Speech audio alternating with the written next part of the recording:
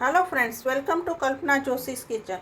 आज આપણે ભર્યા વગર ભરેલા શાકના સ્વાદ જેવું કારેલાની રીંગનું શાક બનાવીશું। આ શાક ખૂબ જ ટેસ્ટી બને છે અને આ શાક પૂરી, ભાખરી, પરોઠા સાથે ખૂબ જ સરસ લાગે છે। દાળ ભાત, કઢી, ખીચડી સાથે સાઈડ ડિશ તરીકે પણ સર્વ કરી શકો છો।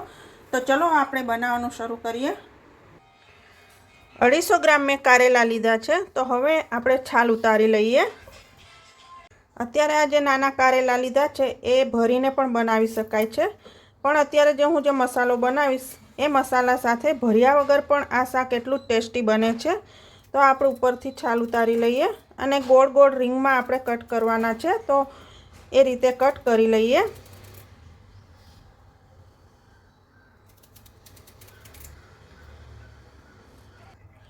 અને આ રીતે ગોળ ગોળ રીંગમાં કાપી લેવાના છે।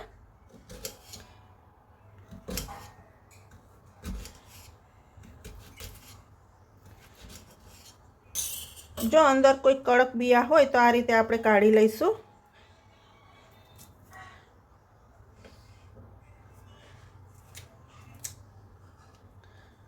તો આ રીતે બધા જ કારેલા કાપી અને બિયા કાઢી તૈયાર કરી દઈએ। તો આ રીતે બધા જ કારેલા ગોળ કાપી લીધા છે અને કારેલાને આપણે એક બાઉલમાં લઈ લઈએ।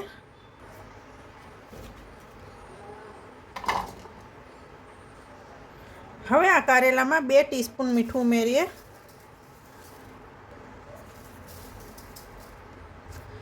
અને આ રીતે બરાબર મસળી અને કારેલાને મીઠા સાથે મિક્સ કરી લેવાના છે અને ઢાંકીને 10 મિનિટ માટે આપણે રહેવા દઈએ। ત્યાં સુધીમાં આપણે શાકનો મસાલો બનાવી લઈએ। તો મસાલા માટે મિક્સરમાં 1/3 કપ સિંગદાણા લઈશું, જેને આપણે અધકચરા ક્રશ કરી લેવાના છે। તો હવે મસાલો બનાવવા માટે અહીંયા મેં ચણાનો લોટ લીધો છે, શેકીને લીધો છે। પેનમાં તેલ વગર જ શેકી લેવાનો છે, સુગંધ આવે ત્યાં સુધી। 4 ટેબલસ્પૂન ચણાનો લોટ લીધો છે અને આપણે જે સિંગદાણા ક્રશ કર્યા એ લીધા છે। અડધા ટેબલસ્પૂન જેટલા તલ, 3 ટેબલસ્પૂન ધાણા જીરું, 1 ટીસ્પૂન હળદર, 3 ટીસ્પૂન જેટલું લાલ મરચું પાવડર લઈશું,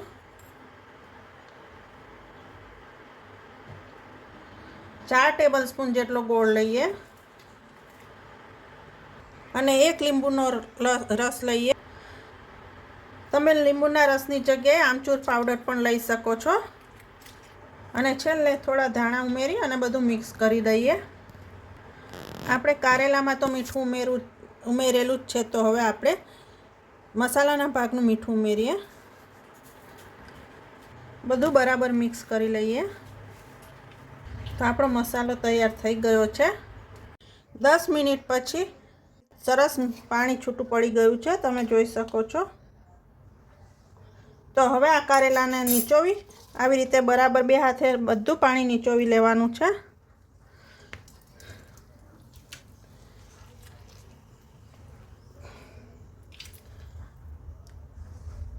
અને બીજા વાટકામાં લઈ લઈએ। કારેલાને આવી રીતે મીઠામાં રાખવાથી પોચા થઈ જાય છે અને કડવાશ પણ ઓછી થઈ જાય છે। તમે જોઈ શકો છો ઘણું પાણી નીચોવી લીધું છે। બધા જ કારેલામાંથી પાણી નીચોવી લીધું છે। તો હવે આપણે શાક વઘારી લઈએ। પેનમાં 3 થી 4 ટેબલસ્પૂન તેલ ગરમ કરીએ। હવે એમાં 1 ટીસ્પૂન રાઈ ઉમેરીએ। રાઈ થઈ ગઈ છે તો અડધી ટીસ્પૂન હિંગ ઉમેરીએ અને અડધા ટેબલસ્પૂન જેટલી લસણની પેસ્ટ ઉમેરીએ। જો તમે લસણ ના ખાતા હોય તો ના નાખો તો પણ ચાલે। હવે આપણે લસણની પેસ્ટને બરાબર સાંતળી લેવાની છે। સરસ લસણ સતળાઈ ગયું છે, તો હવે આપણે કારેલા ઉમેરી દઈએ, મિક્સ કરી લઈએ।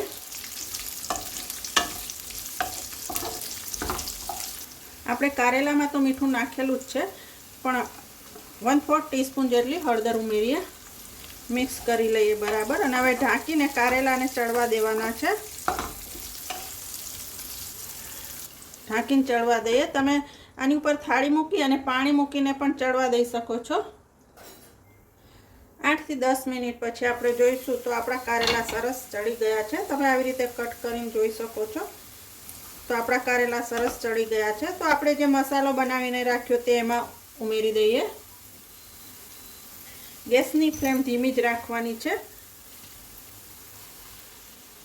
અને બરાબર મિક્સ કરી લઈએ.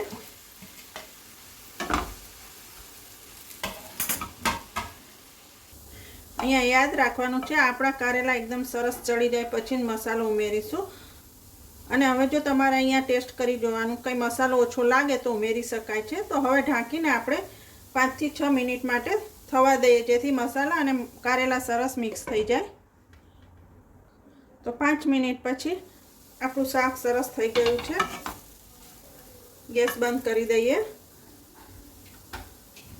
અને સર્વ કરી દઈએ. ગરમ ગરમ સર્વ કરો પૂરી, ભાખરી, પરોઠા, દાળ ભાત કે પછી કઢી ખીચડી સાથે. તમે પણ આ રીતે જરૂર બનાવજો. જો તમને મારી રેસીપી પસંદ આવે તો લાઈક કરી અને મારી ચેનલને સબસ્ક્રાઈબ જરૂર કરજો અને પાસે આપેલા બેલ આઇકનને પ્રેસ કરજો, જેથી નવા નોટિફિકેશન આપને મળી શકે. Thank you.